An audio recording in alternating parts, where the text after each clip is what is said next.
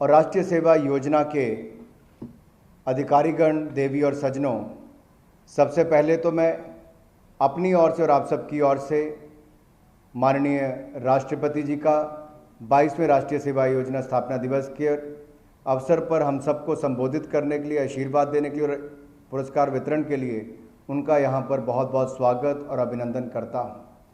और साथ ही देश भर के सभी राष्ट्रीय सेवा योजना पदाधिकारियों और स्वयंसेवकों को अपनी शुभकामनाएं भी मैं देना चाहता हूँ, जिन्होंने निस्वार्थ सेवा कार्यक्रम को बहुत समर्पण भावना के साथ लिया है।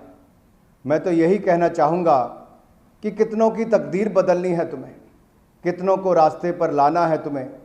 अपने हाथों की इन लकीरों को मत देखना, इन लकीरों से भी आगे जाना है तुम्हें, इन लकीरों से भी आगे जाना है। युवा देश का भविष्य है और इस समय जब देश कोविड महामारी से जूझ रहा है, मुझे जानकर प्रसन्नता हो रही है कि पूरे देश में राष्ट्रीय सेवा योजना स्वयंसेवकों ने सामुदायिक सेवाओं के लिए पूरे मन से काम किया है। और जब भी देश के ऊपर कोई राष्ट्रीय संकट होता है तो राष्ट्रीय सेवा योजना के हमारे स्वयंसेवक हमेशा आगे आकर पूरे निस्वार्थ भाव एवं मनोयोग से अपनी सेवाएं देते हैं और अपने तो सदैव ही राष्ट्र निर्माण की अपनी भूमिका निभाई है और आपको आगे भी ये निभानी है, क्योंकि भारत की अधिकांश आबादी गांव में रहती है। यदि आप भारत की वास्तविक स्थिति को महसूस करना चाहते हैं तो आपको गांव में जाना होगा, गांव के साधारण लोगों के साथ रहना होगा और उनकी जीवन शैली को अपनाना होगा और अपनी संस्कृति और विरासत के साथ जुड़ना होगा। तेजी से बढ़ती दुनिया में जहां पारस्परिक संवाद पीछे छूट रहे हैं, मुझे जानकर प्रसन्नता हो रही है कि उच्च शिक्षण संस्थानों के राष्ट्रीय सेवा योजना के हमारे स्वयंसेवक गांव में जाते हैं, अपने विशेष शिविरों में 7 दिन तक रहते हैं और ये स्थिति उन्हें भारतीय समाज की वास्तविकता से रूबरू करवाती है। उन्हें ग्रामीण जीवन सीखने का अवसर मिलता है, उन्हें ग्रामीणों की समस्याओं को जानने का अवसर मिलता है। वो ग्रामीण भारत की क्या मुश्किलें उसको जान पाते हैं। मुझे एनएसएस के ऐसे कई शिविरों में जाने का अवसर अपने लोकसभा क्षेत्र हमीरपुर हिमाचल प्रदेश में भी मिला और आपकी कार्यशैली को करीब से देखने का अवसर मिला है।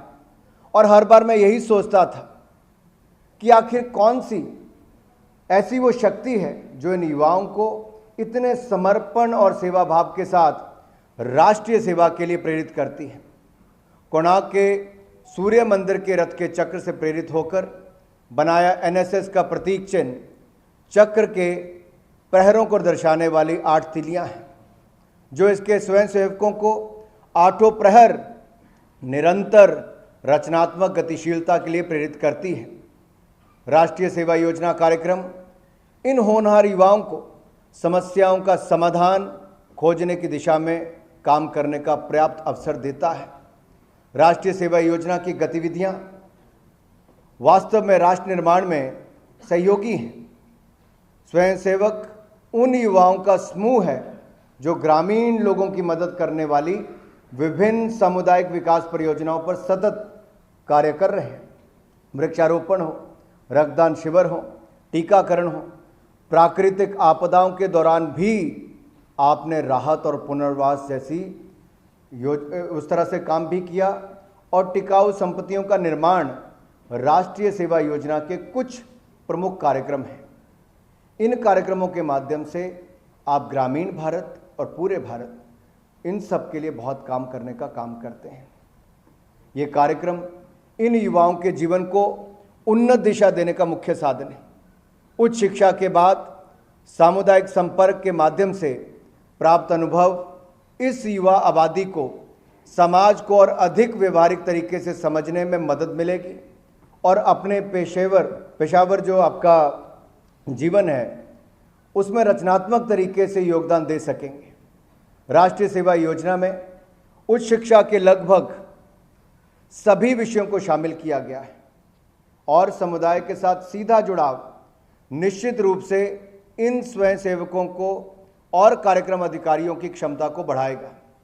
यहाँ मैं ये भी दोहराना चाहता हूँ कि कार्यक्रम अधिकारी इन युवाओं के लिए सबसे अच्छे मार्गदर्शक हैं और ये स्वयंसेवकों को अधिक से अधिक एक्सपोजर देने के लिए अतिरिक्त प्रयास करते हैं। एनएसएस के अंतर्गत बहुत अच्छे कार्य किए जा रहे हैं और इसमें से ज़्यादा अच्छे कार्य करने की, इससे भी ज़्यादा अच्छे कार्य करने की आपकी क्षमता भी है। छात्र और एनएसएस स्वयंसेवी युवा भारतीय हैं और दुनिया का सबसे बड़ा युवा देश भारत, इसलिए युवाओं की बड़ी भूमिका भी है। राष्ट्र के निर्माण में आपको बड़ा योगदान भी देना होगा और भारत को विश्व गुरु बनाने में आपको अपना पूरा योगदान देना होगा। और मुझे पूर्ण विश्वास है आप समाज के सबसे गतिशील वर्ग का जो प्रतिनिधित्व करते हैं, तो आदरणीय प्रधानमंत्री मोदी जी उनके गतिशील नेतृत्व में भारत सरकार ने जहां सबका साथ, सबका विकास, सबका विश्वास और अब सबका प्रयास के सिद्धांत के बाद एकजुट, मजबूत और आधुनिक भारत बनाने के लिए एक भारत श्रेष्ठ भारत के मिशन पर कार्य प्रगति पर है। भारत दुनिया का सबसे युवावादी वाला देश है। जैसा मैंने आपको कहा, आज युवा अपने इनोवेशन के दम पर बड़े सामाजिक और आर्थिक बदलावों में अपनी अहम भूमिका निभा रहा है। मोदी सरकार का पूरा ध्यान युवाओं के माध्यम से बदलाव लाने पर केंद्रित है और इसके लिए सरकार ने उन्हें पर्याप्त अवसर उपलब्ध करवा रही है अलग अलग योजनाओं के माध्यम से।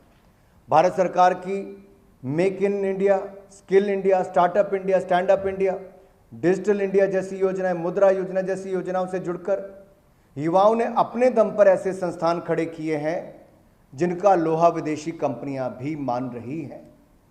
देश की युवा शक्ति समाज की रीढ़ है। सुधारों से प्रतिस्पर्धा, पारदर्शिता, डिजिटाइजेशन और इनोवेशन को बल देने के साथ साथ हमने नीतियों में स्थिरता व इसे सुचारू रूप से लागू करने का काम किया है। हमने अपने आत्मनिर्भर भारत अभियान के जरिए दुनिया के सामने प्रतिकूल परिस्थितियों से निपटने, अर्थव्यवस्था को बल देने और आर्थिक समृद्धि को हासिल करने का एक विजन दिया है। एक ऐसे वातावरण में जहां बार बार होने वाले काम धीरे धीरे स्वचालित होते जा रहे हैं और कंपनियां ज़्यादा तेज विकास के पीछे भाग रही हैं, नियोक्ता ऐसे बुद्धिमान कर्मचारियों की मांग कर रहे हैं जो अपने तकनीकी या सैद्धांतिक ज्ञान से आगे निकलकर काम कर सकते हो। हम भारत के युवाओं को विभिन्न स्किल डेवलपमेंट प्रोग्राम्स के माध्यम से दुनिया का सबसे बड़ा स्किल्ड वर्कफोर्स बनाने की दिशा में आगे बढ़ रहे हैं। India should have the world's largest skilled workforce, that is what we are looking at and that is what we preparing our youth for. हमारे देश के वर्तमान तो है ही हैं आप युवा देश का वर्तमान तो है ही, साथ ही वह अतीत से भविष्य के सेतु भी हैं। स्वामी विवेकानंद सभी युवाओं के आदर्श हैं और मैं अपने युवा मित्रों से राष्ट्र निर्माण के लिए निस्वार्थ सेवा के सिद्धांत का पालन करने का अनुरोध करता हूं। ये राष्ट्र के उन नेताओं को वास्तविक श्रद्धांजलि होगी जिन्होंने हमारी स्वतंत्रता के लिए लड़ाई लड़ी है। जब हम स्वतंत्रता की बात कर रहे हैं तो हम अपने स्वतंत्रता सेनानियों द्वारा दिए गए बलिदान को नहीं भूलना चाहिए और विशेष तौर पर आज़ादी के 75वें वर्ष पर, आज़ादी के अमृत महोत्सव के उत्सव पर मुझे विश्वास है हमारे युवा साल भर चलने वाले त्यौहार का जश्न भी मनाएंगे, बार बार लोगों को याद भी कराएंगे उन अनसंग हीरोज़ के बारे में भी जिनका शायद उल्लेख पिछले 75 वर्षों में उस दिशा में नहीं हो पाया, उस स्तर पर नहीं हो पाया जितना होना था। याद करना होगा उन युवाओं की भूमिका को जिन्होंने हमें आज़ादी दिलाने का काम किया है। इसलिए आपकी भूमिका भी उतनी ही बड़ी और उससे बड़ी है क्योंकि आज आपको देश के निर्माण में एक बड़ी भूमिका निभानी है।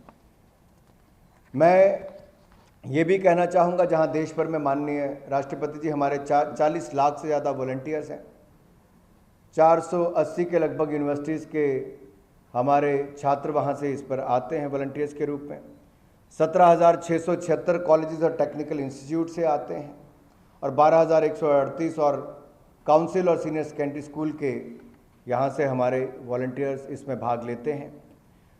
ये दुनिया का सबसे बड़ा वॉलंटियर प्रोग्राम है युवाओं का और स्टूडेंट्स का, और अब तक लगभग 7 करोड़ से ज़्यादा स्टूडेंट्स इसका लाभ ले चुके हैं। तो अंत में मैं इतना ही कहूँगा भाई और बहनों कि आप सबको आज आपके काम के लिए कोई और नहीं, देश के माननीय राष्ट्रपति आपको पुरस्कृत करने वाले हैं, आपका सम्मान करने वाले हैं और आपको मार्गदर्शन भी देने वाले हैं। आप सबको मैं बहुत बहुत बधाई देता हूं हृदय की गहराइयों से, और मैं राष्ट्रपति जी का भी बहुत बहुत आभार प्रकट करता हूं कि जिन्होंने अपना कीमती समय निकालकर हम सबको आशीर्वाद भी दिया, मार्गदर्शन भी दिया। और अंत में एक बात कहकर मैं अपनी वाणी को विराम देना चाहूँगा कि नवयुग का नव सृजन युवाओं तुम्हारे हाथ में है, आगे बढ़ो, शुरुआत करो, ये जहां तुम्हारे साथ में है, ये जहां तुम्हारे साथ में है।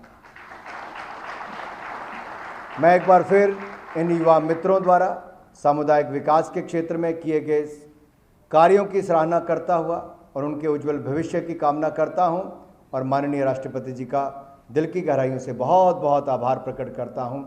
जय हिंद, जय भारत। नमस्कार, मैं हूं मानक गुप्ता। अगर आपको हमारा ये वीडियो पसंद आया हो तो इसे लाइक और शेयर जरूर करें, और हाँ, हमें सब्सक्राइब और फॉलो करना ना भूलें ताकि आप देश और दुनिया की कोई खबर मिस ना करें। तो जुड़े रहिए हमारे साथ और देखते रहिए News 24।